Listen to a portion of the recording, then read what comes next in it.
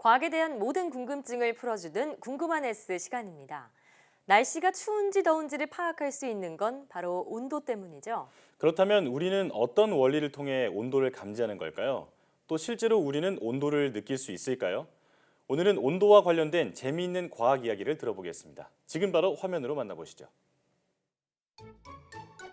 안녕하세요.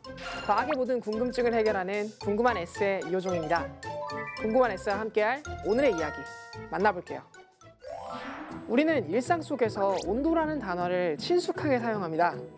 입고 나갈 옷을 고를 때도 외부의 온도에 따라 결정하기도 하고요. 뜨겁거나 차갑게 먹어야 그 맛을 제대로 느낄 수 있는 음식도 우리가 온도를 통해서 그 상태를 알곤 하죠. 이러한 온도라는 단위가 국제 표준으로서 최초로 도입된 것은 1742년 스웨덴의 물리학자인 안데르스 셀시우스가 제안한 섭씨라는 개념입니다. 이 기준은 물의 끓는 점을 0도로, 어는 점을 100도로 상정한 기준으로서 지금과는 정반대로 설정된 개념이었습니다. 하지만 이는 직관적으로 온도라는 개념을 드러내기에 불편했고, 이를 개선한 오늘날의 섭씨 온도는 식물학자인 칼 폰 린네에 의해 1745년에 등장하게 되었죠. 그렇다면 여러분, 온도란 정확히 무엇일까요? 기본적으로 우리가 알고 있는 온도란 물체의 따뜻함이나 차가움의 정도를 나타내는 물리량이라는 것을 자세히는 아니지만 얼핏 알고 있을 것입니다. 온도계를 통해 온도를 잴 수도 있지만 일상 속에서는 흔히 접하는 체온 수준의 온도는 손을 대는 것만으로도 어느 정도 짐작이 가능한데요. 정말 그럴까요? 온도를 알 수 없는 두 개의 물체가 있을 때 손을 대보는 것만으로도 물체의 차가움과 뜨거움을 구분할 수 있을까요? 자, 여기 책과 알루미늄 상자가 있습니다.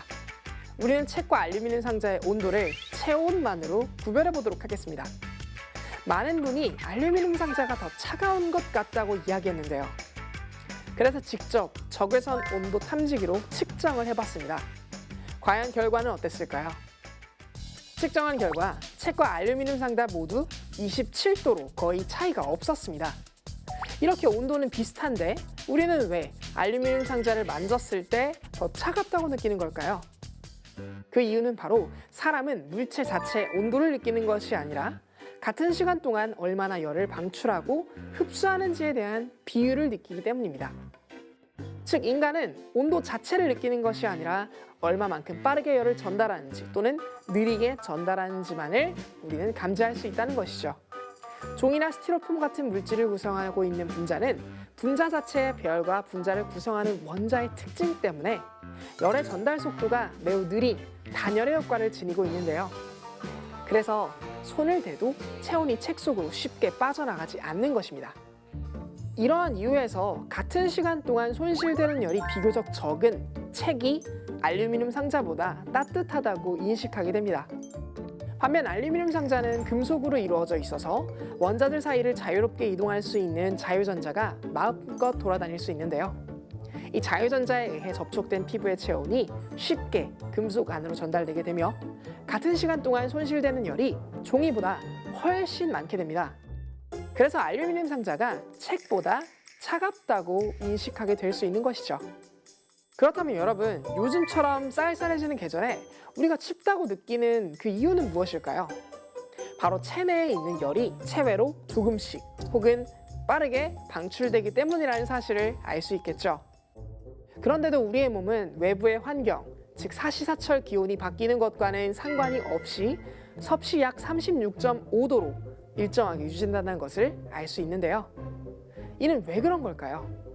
그 이유는 바로 몸속 체온 조절 시스템에 있습니다. 인체는 대사 과정에서 끊임없이 열을 생산하는데요. 정상인의 경우 열의 70%는 몸 중심부 장기에서 30%는 피부와 말초 조직 등에서 생산된다고 합니다.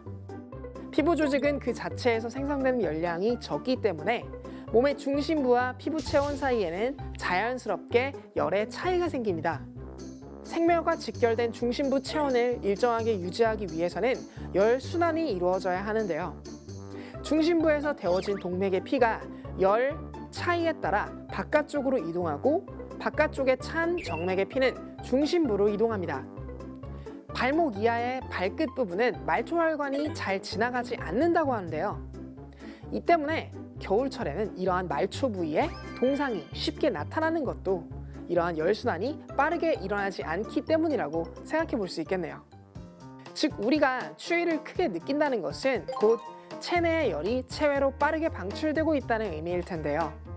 가만 보면 빨리 열순환을 시켜서 이러한 추위를 막아야 할 것 같은데 항상 손과 발은 꽁꽁 얼어 있다는 걸 경험을 통해 느낄 수 있죠.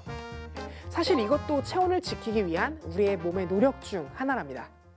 우리가 추운 곳에 노출될 때 손발이 찬 것은 환경 온도가 낮아서 피부가 차가워졌기 때문이기도 하지만 추운 환경에서의 몸의 중심부 온도를 유지하기 위해 피부의 혈액순환을 줄였기 때문이기도 한 것입니다.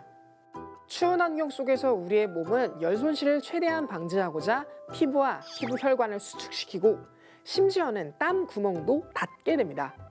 이 때문에 자연스럽게 반사적으로 털이 서고 무의식적인 근육 운동과 떨림은 평상시에 4배까지 일어나면서 열을 생산해내게 되죠.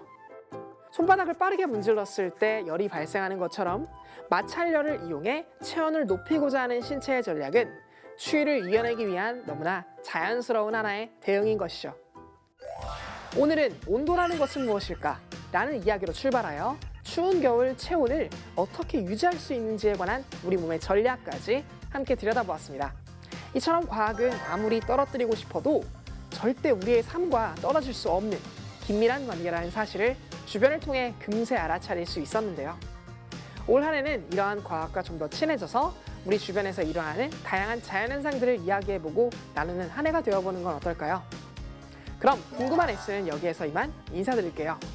과학에 대한 궁금증이 있다면 언제든 유튜브에 사이언스 투데이를 검색해주세요. 이상 궁금한 S였습니다.